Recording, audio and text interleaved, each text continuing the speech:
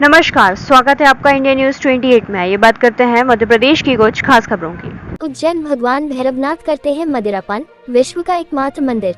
अभी India news 28 ने जैन तीर्थ पुष्पगिरी के दर्शन अपने दर्शकों को कराए। आज इंडिया न्यूज 28 अपने दर्शकों को दर्शन कराएगा महाकाल की नगरी उज्जैन में विराजमान काल भैरव जी के।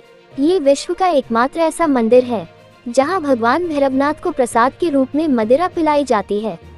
भक्तों के अनुसार ऐसा करने से उनकी हर मनोकामना पूर्ण होती है। जब हम वहां पहुंचे तो भक्तों की काफी लाइन लगी हुई थी और इस मंदिर की विशेषता यह है कि यहाँ काल भैरव मदिरा पान करते हैं। भक्त उनको आकर अंदर बैठे पंडित जी के माध्यम से मदिरा पान कराते हैं और अपनी मनोकामना पूर्ण करते हैं। हम चाहते थे कि हम गर्भगृह में जाएं और इसकी पूरी रिकॉर्डिंग करके अपने दर्शकों को दिखाएं।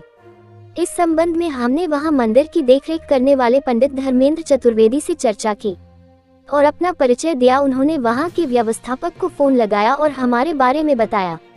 तब उन्होंने कहा कि ठीक है, मीडिया वालों को जाने दिया जाए जिससे यह मंदिर की महिमा को दूर दूर तक पहुंचाया जा सके। पंडित जी ने हमें बताया कि यह मंदिर अनादिकाल से बना हुआ है।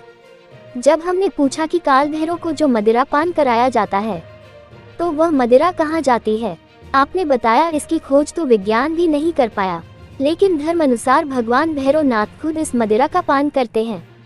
काल भैरव की स्थापना कैसे हुई इसकी भी उन्होंने पूरी कथा हमको सुनाई।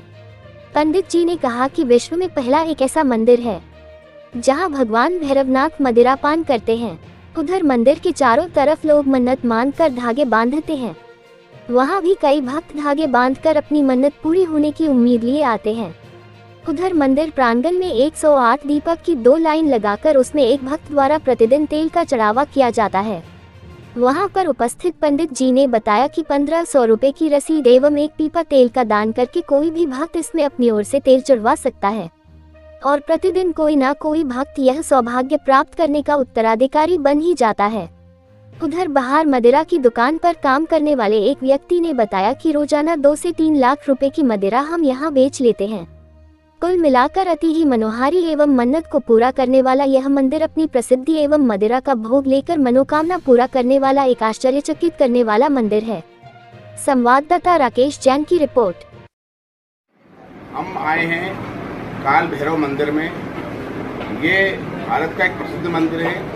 उज्जैन में तो ये बहुत प्रसिद्ध है। यहाँ भक्तों की लाइन लगी हुई है।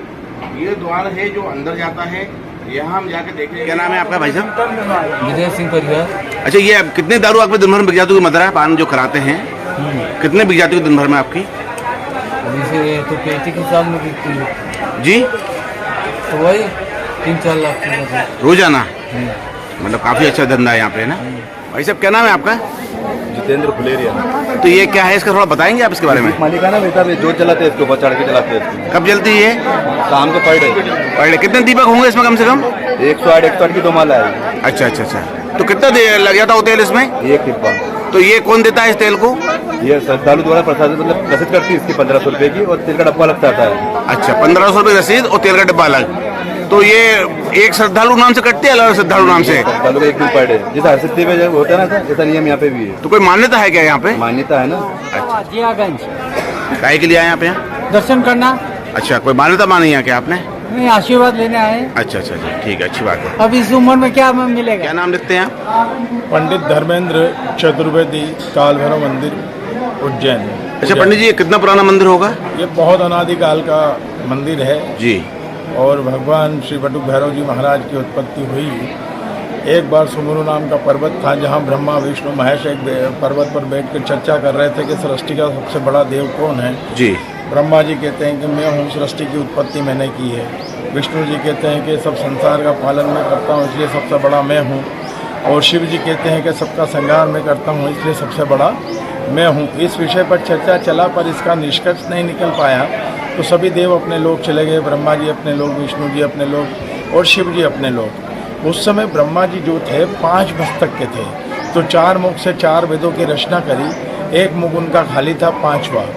उस मुख से वो एक और शास्त्र रचना चाहते थे। जिस शास्त्र की ब्रह्मा जी रचना करना चाहते थे वो शास्त्र जो है संसार के लिए दुष्प्रभावी था। ये बात भगवान शिव को पता चलती है, तो ब्रह्मा जी से निवेदन करते हैं कि आप इस शास्त्र की रचना बंद करो, पर वो ब्रह्मा जी मानते नहीं हैं। तो इस बात का पता जो है शिव जी को चलता है, तो उनको क्रोध आता है, उनका तीसरा नेत्र खुलता है।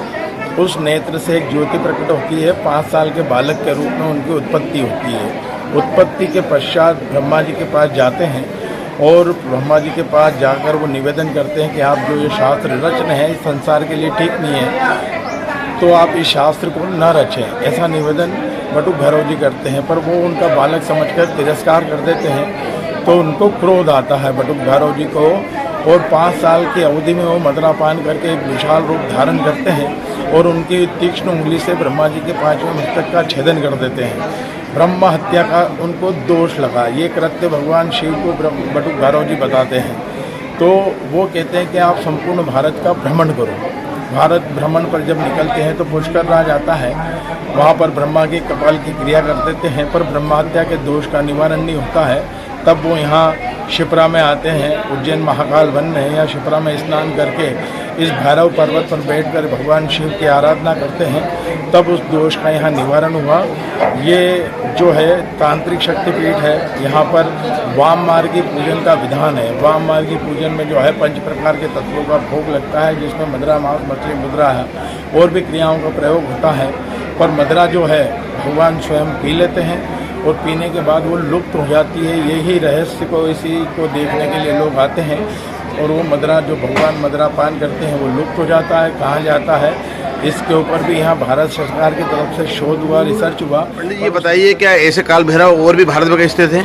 नहीं, ये पूरे भारतवर्ष में एक जो है श्री काल भैरव जी महाराज हैं जो मदरा पान करते हैं। यहाँ पर करीबन 2-4-5 हज़ार शिष्याँ रोज आती है, पर शिष्यों में से थोड़ा थोड़ा प्रसाद भगवान को मदरा पान कराते हैं। ये परंपरा अनादिकाल कुछ मान्यता ही मानते हैं कहीं? अब मदिरा पिलाने के पीछे अपने अनिष्ट ग्रहों की शांति भी होती है, पारिवारिक सुख शांति समृद्धि के लिए भी मांगते हैं। अपनी जो मनोकामना, कुछ फायदा हुआ लोगों को यहाँ पे? और लोगों को फायदा होता है। अपनी मनोकामना पूरी होती तो हर व्यक्ति कहीं ना कहीं मानसिक रूप से खुश होता है।